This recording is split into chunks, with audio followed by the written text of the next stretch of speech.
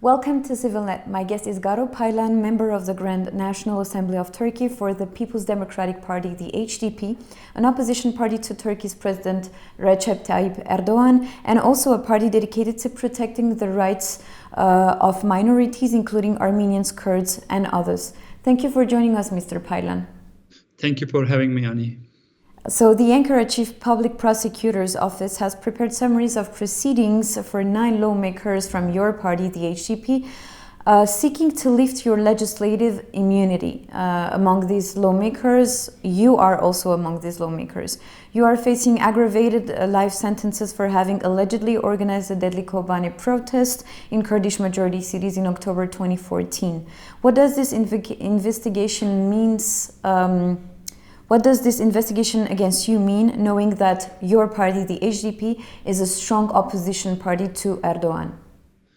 My party is the third biggest party in Turkey, and my party is struggling Erdogan and his nationalist friends' dreams, because they want to silence everyone in Turkey who's opposing to Erdogan. They want to silence the media, the parliamentarians, and the judiciary. They want to use the judiciary as a stick against the ones who are struggling against Erdogan. So this time it is me, unfortunately, me and my friends, because they have jailed thousands of my friends, including our co-chairs, our mayors, our MPs in these 5 years. Now they want to lift my immunity and 9 of other MPs' immunity. Maybe they want to jail us. But even in Erdogan's party, there are so many people who are opposing to this. We will see what is going to happen. But we say, if you do take this step, you are going to demolish Turkish democracy, Turkey's democracy. It is, of course, it's going to hurt us, but it is going to hurt Turkey's democracy more. So we are trying to make the public opinion against it, and we want to convince other opposition parties to stand against this idea to lift the immunities of the MPs. So you just talked about democracy, and you stressed this word many times, and we know that Turkey's democracy has seen better days, and plus the country also is facing economic crisis. Do you really think that Erdogan care about democracy nowadays, knowing the situation in the country in terms of freedom of expression, in terms of human rights? Erdogan is an opportunist leader. He only cares about his power. Only 6 years ago, he was telling about democracy, to solve the Kurdish conflict in a democratic way, to maybe to solve the problems with Armenia as well. As you know, he took steps about it. But unfortunately, he just lost that way, and he have established a new coalition with his nationalist partner, and he's following that nationalist partner's vision. Unfortunately, that is why we are suffering, but we are still struggling. So what we need to do is struggle against this idea and to convince the conservatives and the seculars of Turkey for a democratic way, because everybody is losing.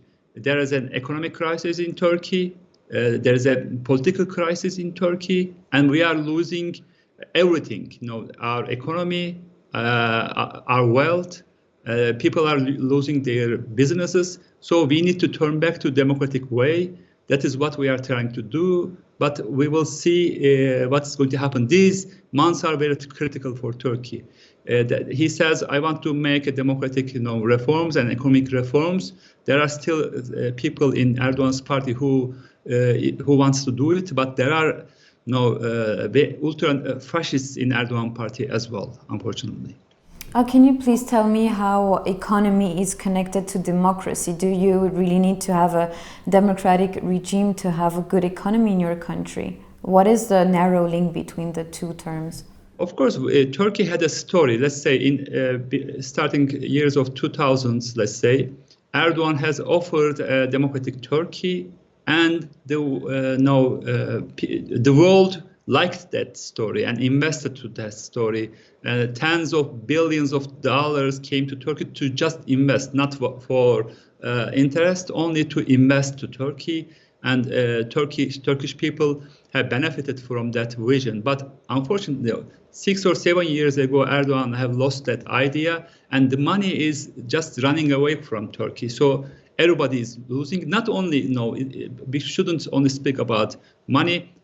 Not only the foreigners, Turkish people are not happy, because even if you just write a tweet, you can be jailed that night. So nobody is free. Turkish people also is fleeing from the country. So the country is losing their people, money, and people that are living in economic crisis and political crisis. Nobody wants to live in this kind of a country. So everybody is losing if you are out of the democratic way.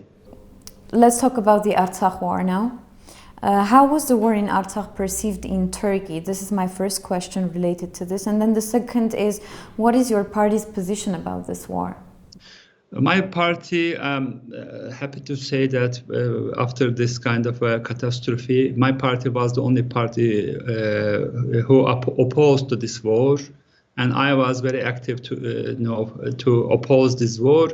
But we were the target, especially I was the target, because in the wars, the first casualty is the truth. Erdogan's media did the war propaganda in Turkey and saying that Armenia have started this war. Armenia was attacking to the civilian areas, and Armenia is killing Azeri people. But never showed the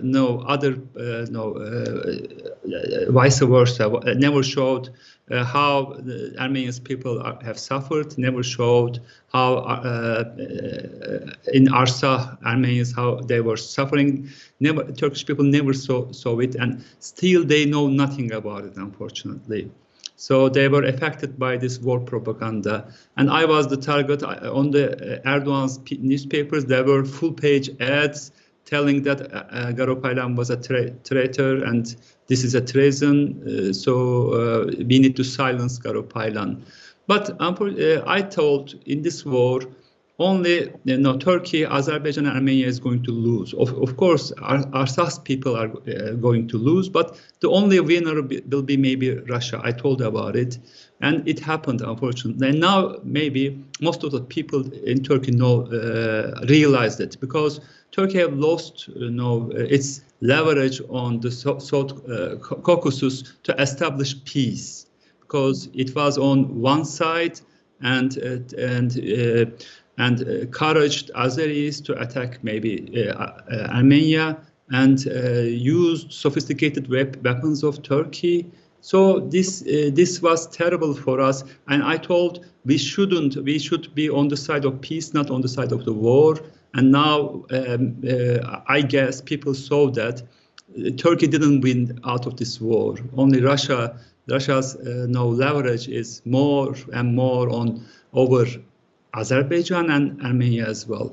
Now it is time to think about the future. That is what I am offering to Turkish people in the parliament, telling that now we have casualties. We have thousands of casualties. Both Azeris and Armenians have lost. So we need to, after this kind of a catastrophe, we need to think about peace, how to establish peace in the South Caucasus, and how to establish peace between Armenia and Turkey.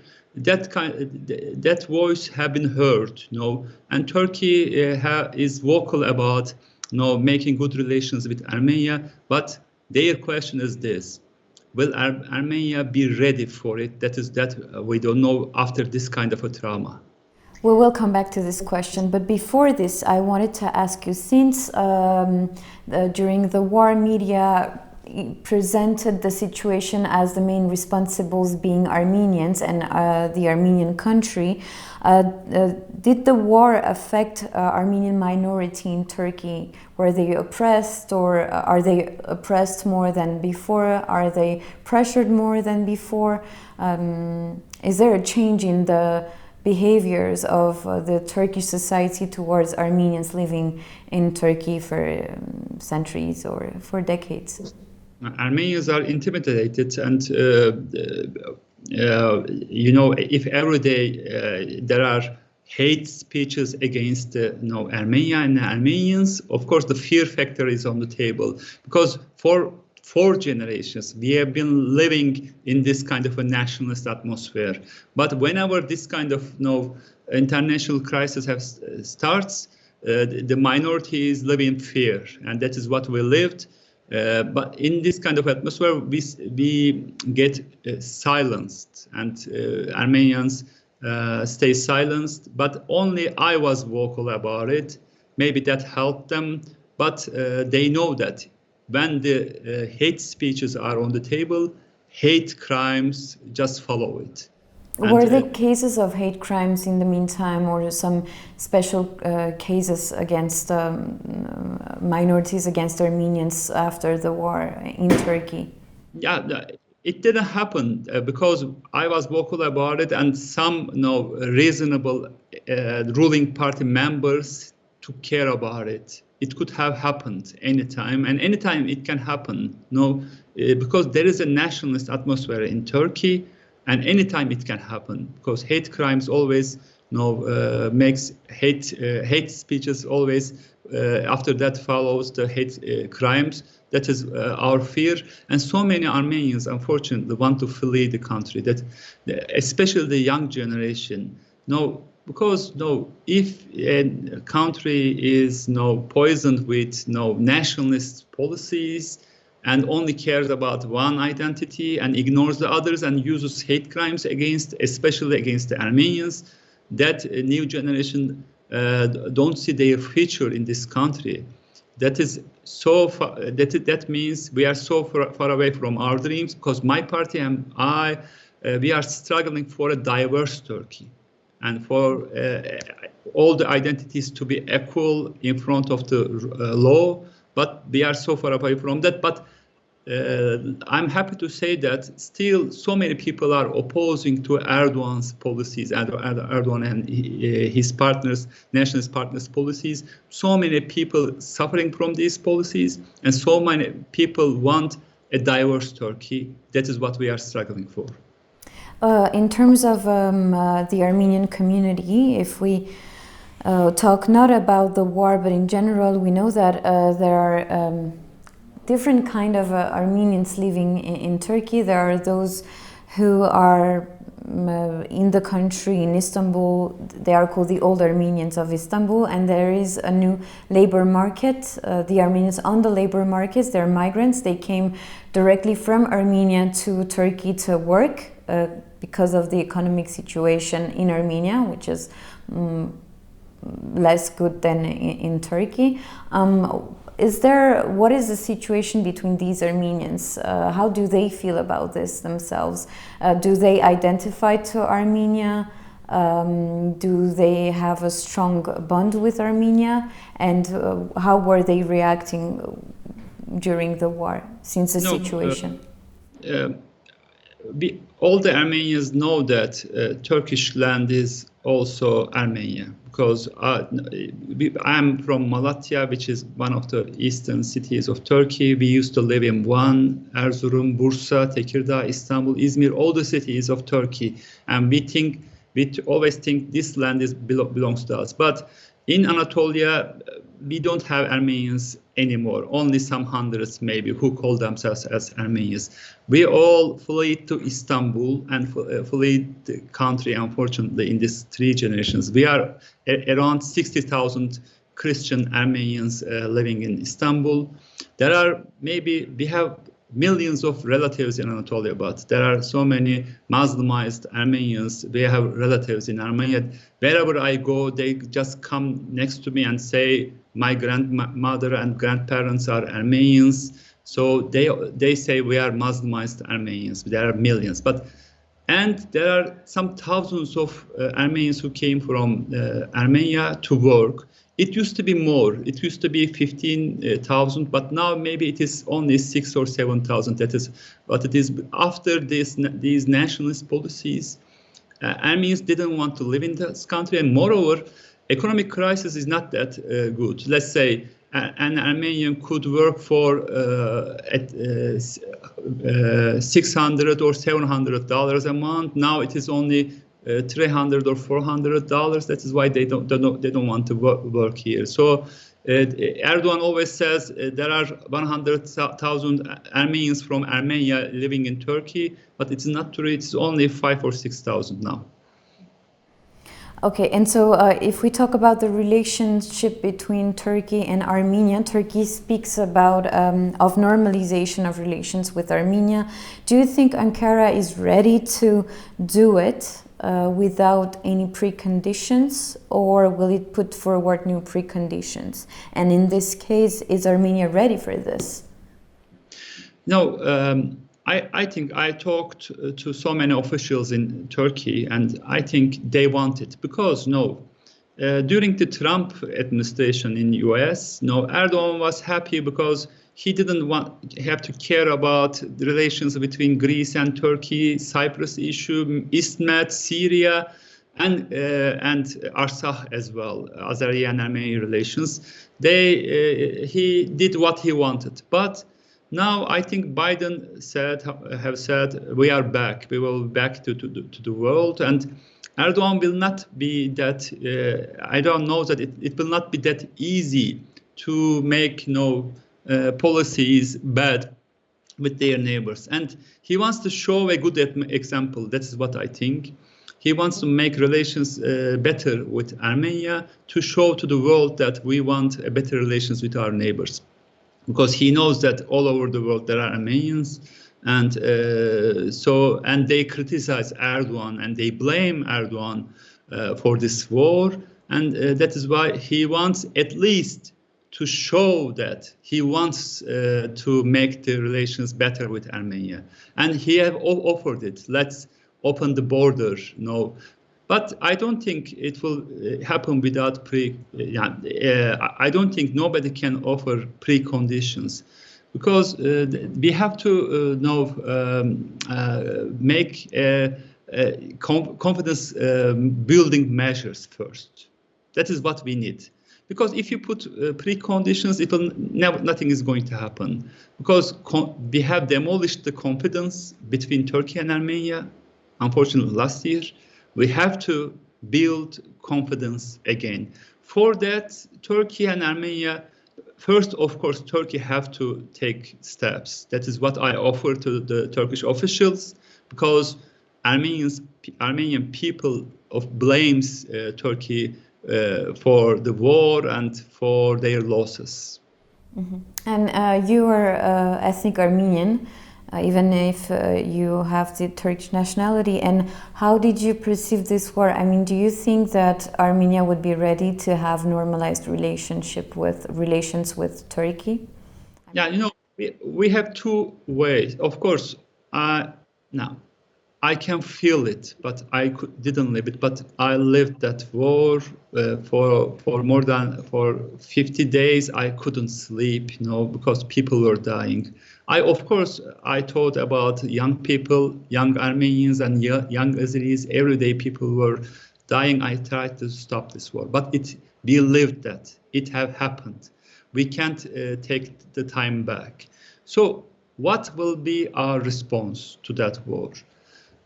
There are two ways. We can, with the nationalist discourse, we can say, okay, we will get strong, we will invest to more weapons, and we will put all our money to the weapons, and 10 years later we will take the revenge. That can be one way of Armenia, and I would oppose to that, because I'm an anti-militarist, and I don't want any money to be invested to do weapons. There is another way. There is a peaceful way. Without the revenge, we can win the peace. Because I know the Armenians' land and in Azerbaijani land, Armenians and Azeris could live together only 30 years ago. We have that tradition, and in Artsakh as well, Armenians and Azeris could live together, and in Turkey as well. Only 100 years ago, we could live together, and in Istanbul, we are living together. But if what are we going to pursue? Pursue war or pursue peace? I'm offering to the Armenian people that let's search for peace, and let's try to just if Turkey just says we are ready, to have better relations, and we are ready to open the borders. Armenians respond somehow, that is what I want, should be a yes. Because if you start relations, Turkish people will recognize that because they don't know anything about Armenia. It had been 30 years that our door is closed. So there is a new generation. There are two new generations who don't know anything about Armenia. If we have good relations, and people will get to know that Armenians are not our enemies, our neighbors, and there are Armenians who live in Turkey, and we will have a better relation. It's understandable that Armenia might not be ready for it, because Armenia is living a trauma, but we need to talk about the future. Of course, we have to look to the past and mourn for it, maybe, but we have to look to the future. How can Armenia be a stronger Armenia, and how Armenia can be a democratic Armenia, and how in Artsakh we can establish a peace forever with the Azeri and Armenian people, and how even in Turkey, because if you open the borders, people will get to know each other. People will go to Armenia, Yerevan, or one or other cities of Turkey, and people will get to know each other. And maybe we will have a better relation with Turks and Armenians. People might think that this is a dream, but this is a good dream. This is a dream we have to reach, I think, and I will struggle for it. I will struggle for peace and reconciliation between Turkey, Armenia, and Azerbaijan. Thank you very much, Mr. Paylan, for this talk. Thank you. Thank you very much, Annie. Thank you for having me. Thank you. Thank you for watching, and continue to follow CivilNet.